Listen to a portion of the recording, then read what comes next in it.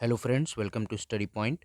और ये video manufacturing industries chapter से है। जूट टेक्सटाइल्स के बारे में इस वीडियो में हम पढ़ेंगे। ठीक है। तो इंडिया क्या है, एक तरह से लार्जेस्ट प्रोड्यूसर है रॉ जूट का। ठीक है, यहाँ पर मतलब सबसे ज़्यादा जो जूट प्रोडक्शन होता है। ठीक है।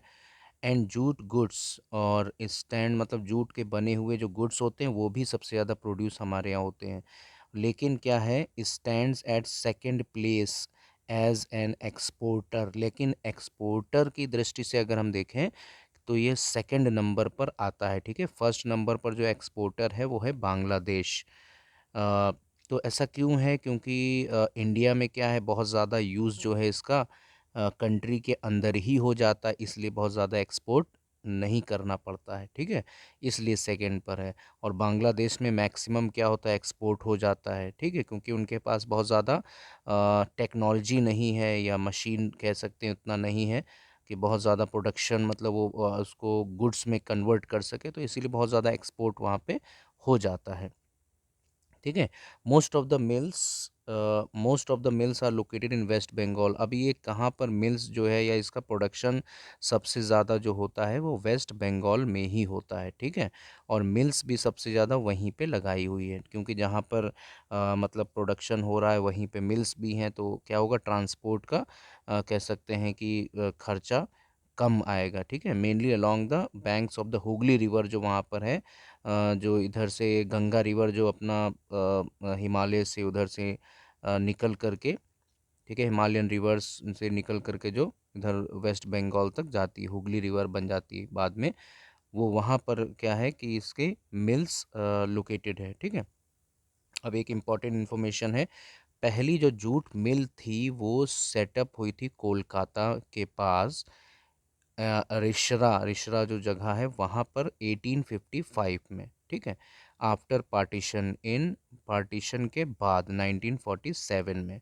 The jute mills remained in India but 3/4 of the jute producing area went to Bangladesh. लेकिन क्या था, अब जब पार्टीशन हुआ उसके बाद क्या था, जो 3/4 हिस्सा जो है जूट प्रोड्यूसिंग एरिया का वो बांग्लादेश में चला गया। ठीक है। तो अब क्या factors responsible for their location, अब क्यों ये हुगली बेसिन पे, क्यों मतलब इसके जो मिल्स हैं, या क्यों मतलब ये लोकेशन पे लगाई गई है। ठीक है, एक तरह से अगर क्वेश्चन आए तो उसका आंसर भी आप इसको लिख सकते हैं। तो इसमें होगा, पहला क्या है, proximity of the jute producing areas, यानी प्रॉक्सिमिटी मतलब नियरनेस।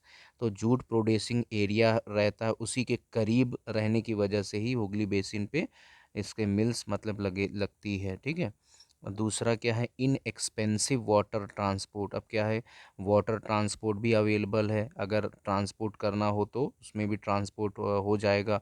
और बहुत ज़्यादा मतलब as compare to the other transport, water transport का खर्चा कम आता है। ठीक है। Supported by a good network of railways. अब रेलवेज़ का नेटवर्क बहुत अच्छा मिल जाता है, क्योंकि कोई भी रॉ मटेरियल होता है जब उसको पहुंचाते हैं या हम एक्सपोर्ट करेंगे या कंट्री के अंदर ही इधर से उधर एक जगह से दूसरी जगह भेजेंगे, तो ये सब ट्रांसपोर्ट के लिए होना ज़रूरी है। तो गुड नेटवर्क रेलवेज़ का, रोडवेज़ का बहुत अच्छा नेटवर्क है, वाटरवेज़ टू फैसिलिटी। अब वाटरवेज़ क्यों हो गया, क्योंकि उस साइड क्या है, बे ऑफ बंगाल आ गया। ठीक है, पोर्ट काफ़ी पोर्ट से कनेक्ट हो जाते हैं वो, तो वाटरवेज भी बहुत अच्छा है। Raw material to the mills तक पहुंचाया जा सकता है उसको। अब वाटर अबेंडेंट वाटर भी मिल जाता है उसको, प्रोसेसिंग अगर करना रॉ जूट को, ठीक है, मिल्स में क्या होगा, उसको फिनिश्ड गुड में बदलने के लिए वाटर की ज़रूरत है। चीप लेबर, अब लेबर के बिना तो मतलब कुछ होता नहीं है, लेबर की ज़रूरत होती है। और लेबर क्या है, अच्छे चीप लेबर मिल जाते हैं कहाँ, वेस्ट बंगाल में। और जो आसपास का जो स्टेट्स है, बिहार हो गया, उड़ीसा एंड उत्तर प्रदेश, यहाँ पर भी इनको चीप लेबर मिल जाता है। ठीक है। Kolkata as a large urban centre. अब कोलकाता में क्या है, कोलकाता एक अर्बन सेंटर है जहाँ पर बाकी फैसिलिटीज़ बैंकिंग मिल जाएंगी। ठीक है, insurance and port facilities for export of jute goods. ठीक है, अब हम लोगों ने इंडस्ट्री जब पढ़ा था, इंडस्ट्री मतलब शुरुआत में, तो ये सारी चीज़ें ज़रूरी हैं। बैंकिंग होना चाहिए, अगर लोन लेना, अगर इंडस्ट्री को लोन की ज़रूरत पड़ेगी तो बैंकिंग से, इंश्योरेंस कराना है बहुत से, अगर जो वर्कर्स हैं अगर, या मतलब इंश्योरेंस की, तो इंश्योरेंस करा सकते हैं। पोर्ट फैसिलिटीज़ मिलती है एक्सपोर्ट के लिए जूट गुड्स को। ठीक है, तो इतना हम लोगों ने अभी तक ये पढ़ा। उसके बाद